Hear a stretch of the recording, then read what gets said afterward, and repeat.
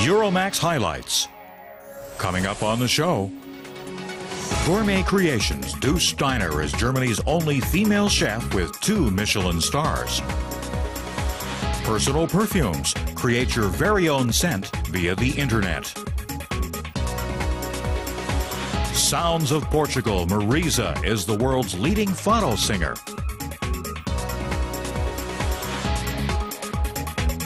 Euromaxx highlights. And now, here's your host, Robin Merrill. And a very warm welcome from Berlin. The professional kitchen has long been a predominantly male preserve, but this is undoubtedly changing. And one of the people responsible for this change is Douce Steiner.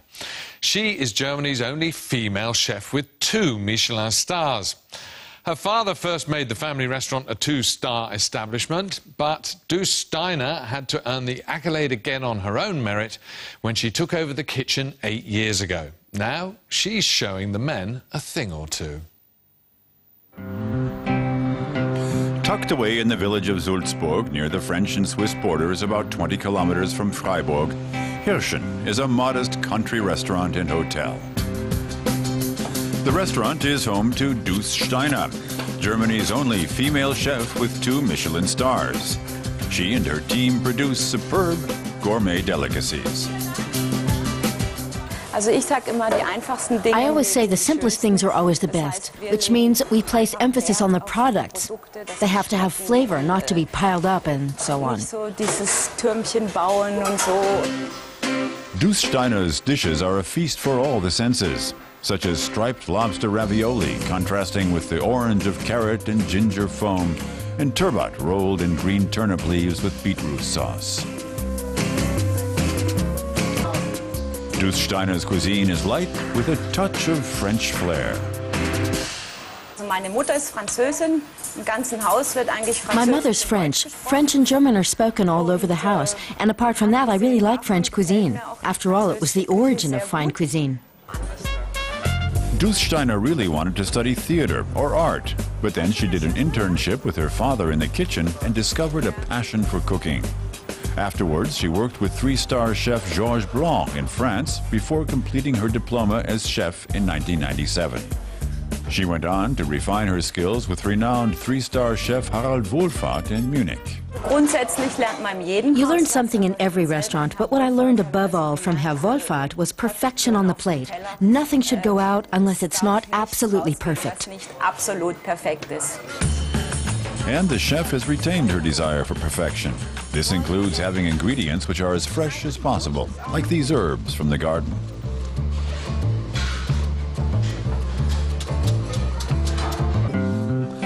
Douce Steiner doesn't have much time for a private life. Running a 2-star restaurant is very time-consuming. And right now, she's working on her first cookbook. And in any case, Hirschen is more than enough for Douce Steiner, Germany's only female 2-star chef. Moving across the border into Austria now, and the small town of Graphenegg, about an hour's drive northwest of Vienna. You've probably never heard of it, but top classical musicians seem to be clamouring to play at the festival there. It's only in its 2nd year, but word of mouth spreads fast. Its main attraction for the musicians and the listening public are the incredible open-air acoustics.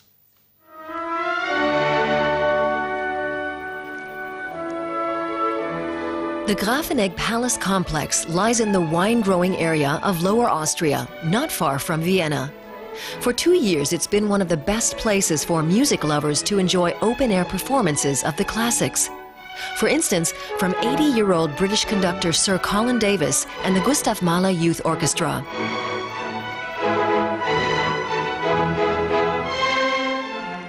The manager of this orchestra said, would I go to Graphenegg? And I, as an obedient conductor, I said, sure, I don't know what it is, but let's go. Graphenegg's palace was built in the 19th century, and now it also has an open-air stage built in the 21st century with 1,750 seats.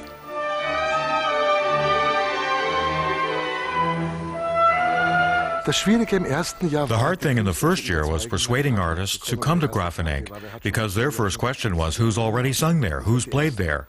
I always said, nobody, you're the first. But all those we invited came, and the incredible thing about it was that all the artists, from Renee Fleming to the Israel Philharmonic to Valery Gergiev and Zubin Mehta, were so enthusiastic they said they'd come again anytime. And we'd never have imagined in our wildest dreams that word of mouth would work so well within a year that we've been overwhelmed with orchestras and artists wanting to come to Graphenegg.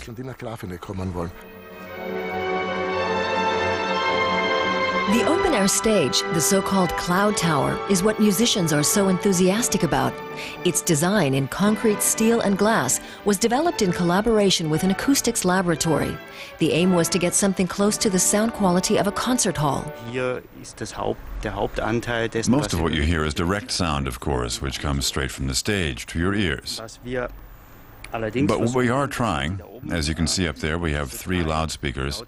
We aren't amplifying, but we are laying a slightly delayed signal over the direct sound. It's an entire sound that's taken from the orchestra to give the whole thing the illusion of sound in a room. Sir Colin Davis, the Gustav Mahler Youth Orchestra, with the violin virtuoso Nikolai Znaider.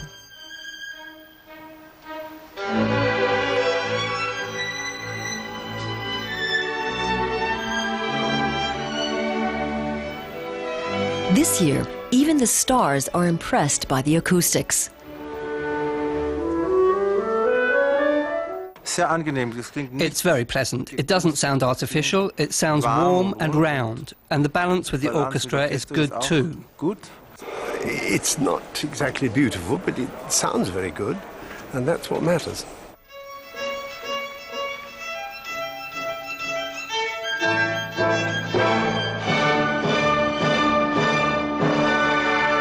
But Graphenegg Music Festival also has something else to offer, a new auditorium just in case it rains. The fact that people can enjoy concerts either in the open air or indoors is a real selling point.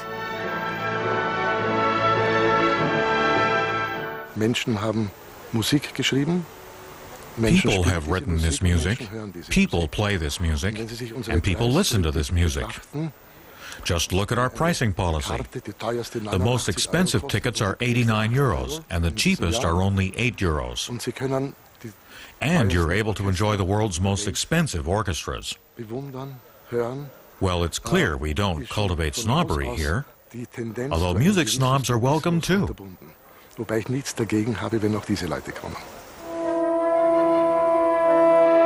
Although the festival is only funded by the small state of Lower Austria and some additional sponsors, the Graphenegg musical experience is accessible to everyone.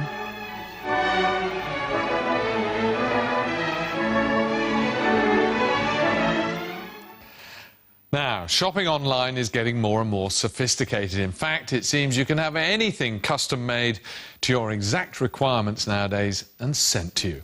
So how about your very own unique perfume? Although you cannot smell perfume through your computer yet, you can choose the ingredients and also get advice from an enterprising company based here in Berlin.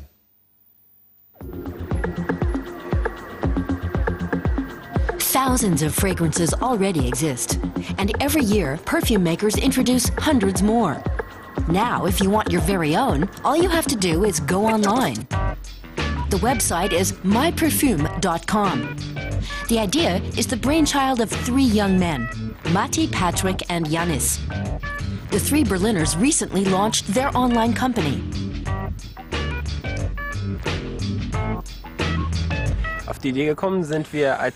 We came up with the idea at a friend's birthday party. We noticed some women talking about their perfumes, and it turned out that one of them had run into another woman wearing the same perfume. It was unpleasant for her, because it was her brand new fragrance. So we thought, everybody actually needs their own perfume, and why not? Navigating the website is easy. First, users decide the fragrance's makeup, which gives the perfume its character. Currently, you can choose from among 28 different scents, which can be combined in various ways. Most likely you'll end up with your own unique creation.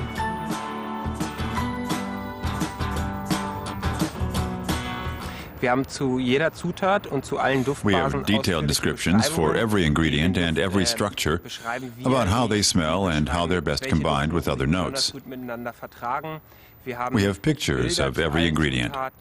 And then there's a compass that shows you what direction your combination is pointing to. That way you can tell what the resulting fragrance will be like. With a bit of creativity, anyone can try their hand at designing their own perfume. It costs €29.90. What's more, customers can also individually label the bottle.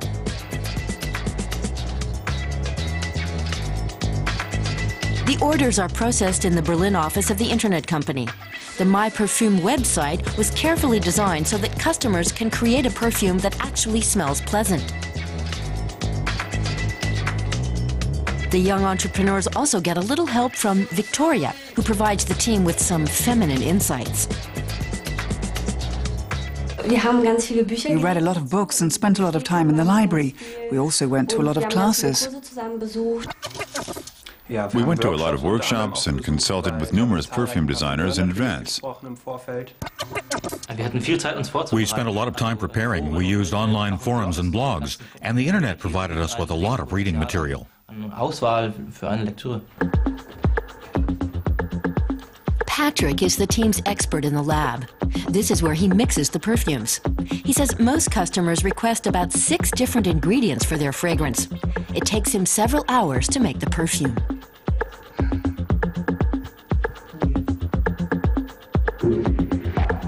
The customer's order is like a recipe. It's important to measure correctly right down to the microliter. For example, cinnamon is distinctive, and if we add a microliter too much, it'll smell like gingerbread. It'll ruin the perfume. Orders are processed immediately. Within a matter of days, customers receive their very own personal perfume by mail. The way the system works, ingredients are combined in a way that results in an exclusive fragrance. But if customers don't like the perfume, they can return it and get their money back without any hassle.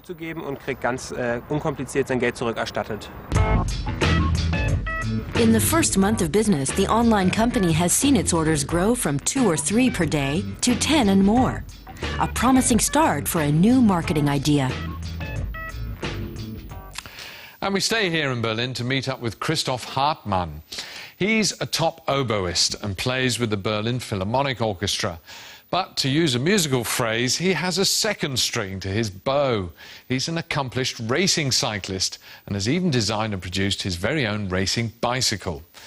He's named it after an obscure Italian composer of oboe concertos.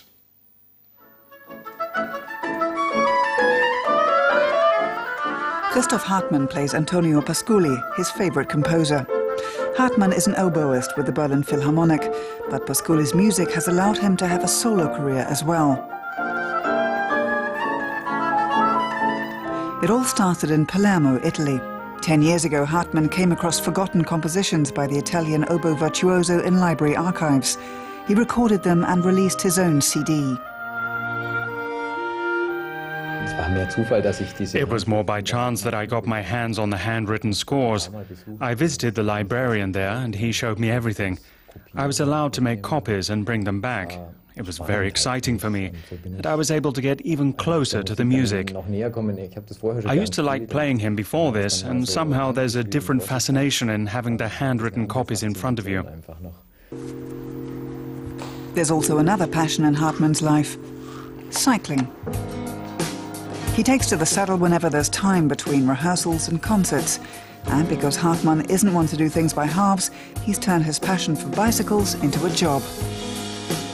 He and a friend own a cycle shop in Berlin, selling their own brand, Pascoli.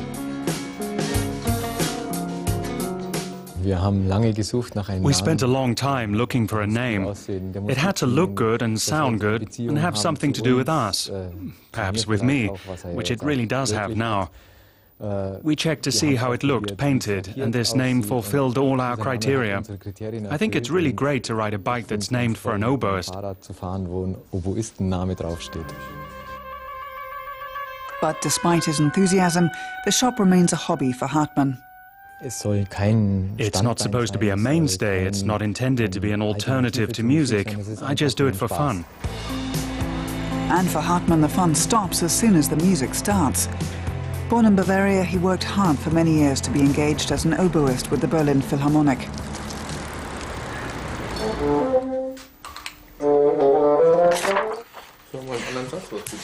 Warming up for the orchestra rehearsal.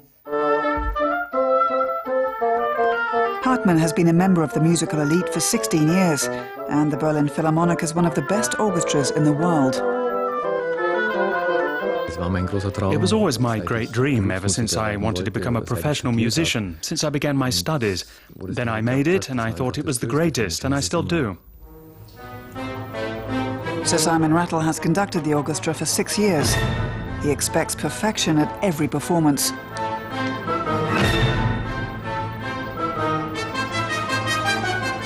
The pressure is always there somehow, because, of course, you want to fulfill the high expectations here. You put pressure on yourself, and it also comes from your colleagues, unintentionally, I hope. But sport helps Hartmann to deal with the pressure. He takes his bike with him on concert tours. It's both stress relief and adventure.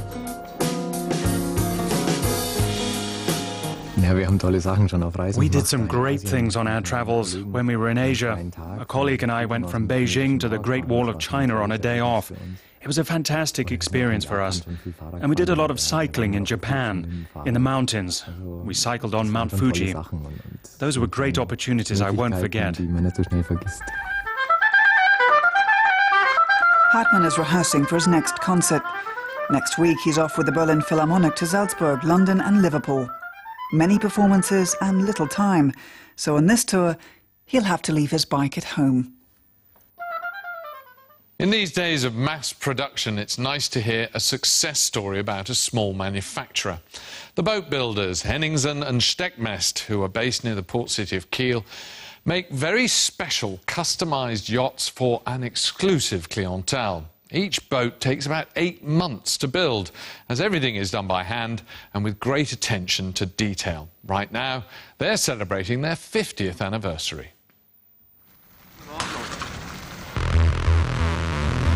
The start of the Sculler yacht race. The only kind of boat built by Henningsen and Steckmest. It comes in various sizes, but there are only 95 of them worldwide. Rolf Steckmest has been personally involved in constructing many of them. The shipbuilder has been a passionate sailor ever since he was a child.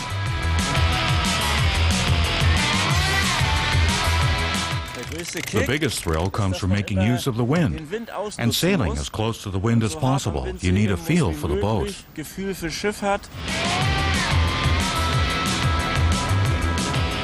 That's the difference from a motorboat, where you don't have to think about everything. Piloting a motorboat is so boring. The family business Henningsen and Steckmest is celebrating its 50th anniversary. It's now in the hands of a second generation. The owner's wife Renate takes care of finances. Son Malte will take over the helm one day, while father Rolf is in charge of things. Competitors might go for industrially produced boats, but this company favors wood instead of the widely used fiberglass. This is the finished hull of the Scalar 34, our bestseller right now. We built 17 of them. Here you can see the difference between factory-built boats and the handcrafted ones.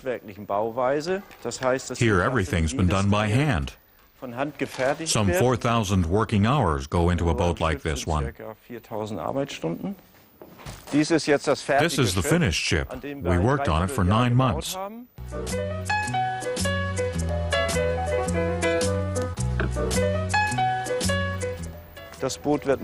It'll be picked up by the customer tomorrow. A boat like this one costs around 220,000 euros, depending on the fittings. Above board, the Scalar is a classical wooden yacht like the ones that have existed for the last 50 years. But we're especially proud of the interior and the fittings. You can easily fasten the stove so you can use it in rough seas. The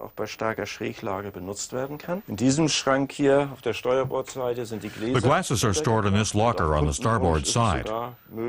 We can even include high-quality wine glasses if the customer desires. We built in a bar into the middle of the table with room for several bottles. You can enjoy a pleasant evening sitting around the table with good company.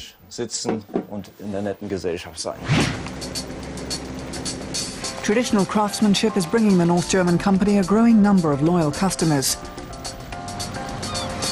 A small family of boat owners have sailed to the Jubilee celebration despite the rain.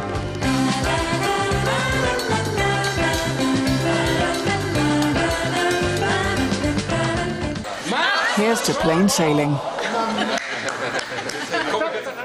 Finally this week we met up with the Portuguese singer Mariza, who's the most successful Fado singer around at the moment.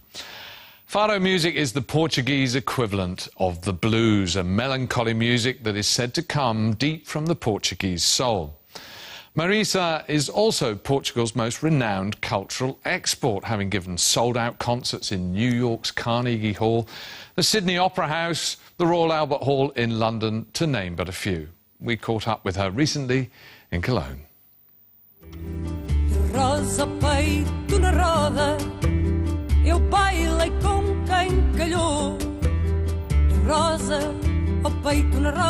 Fado, the Portuguese word for fate, is also a music genre characterized by melancholy and nostalgia with mournful lyrics.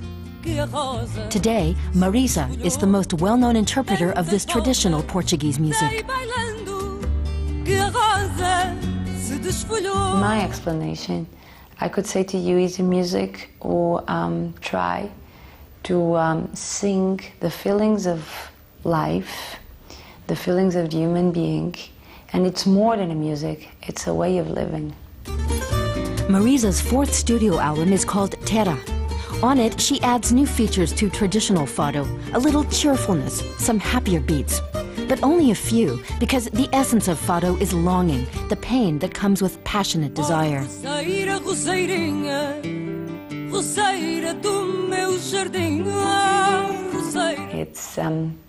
the way you feel. It's more deep than other lives, you know. Or you are deeply sad, or just happy, not very happy. We don't have that. Or you are deeply in love, or suffering of jealous as that. So it's a way of living in a very deeply way. Fado originated in the 19th century in the harbor area of Lisbon. Sailors returning from Portuguese colonies like Brazil and poor refugees would meet in the bars. Their songs told of their longing for a better life and distant countries. Mariza grew up in Moraria, the poorest port district in Lisbon. So Fado was surrounding me everywhere, in each corner, each street, in my house, in my parents' taverna, everywhere. So when I decided with 5 years old I would like to sing, was Fado, of course. Mariza's had more sales than any other Portuguese musician in the past 10 years. She's currently Portugal's most successful cultural export. She's now almost as revered as Amália Rodrigues, the Fado icon who died in 1999.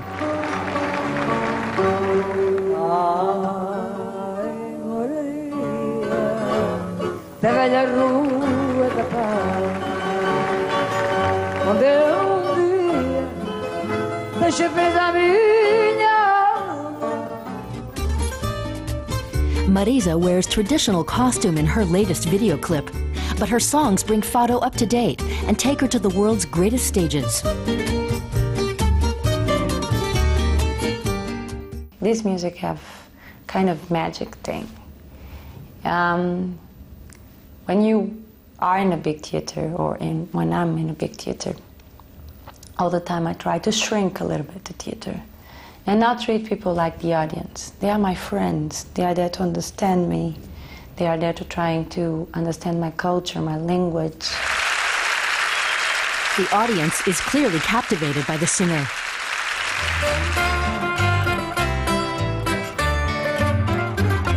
O fado é como jogo que Deus inventou inspirado. Se nos pôs cá nesta vida, foi para jogar o fado.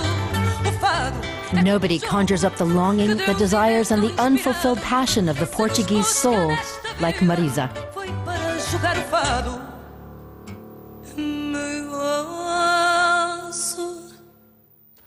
And this program is available on YouTube now, so if you missed anything or wanted to see something again, you can find it there. Until next time, bye-bye.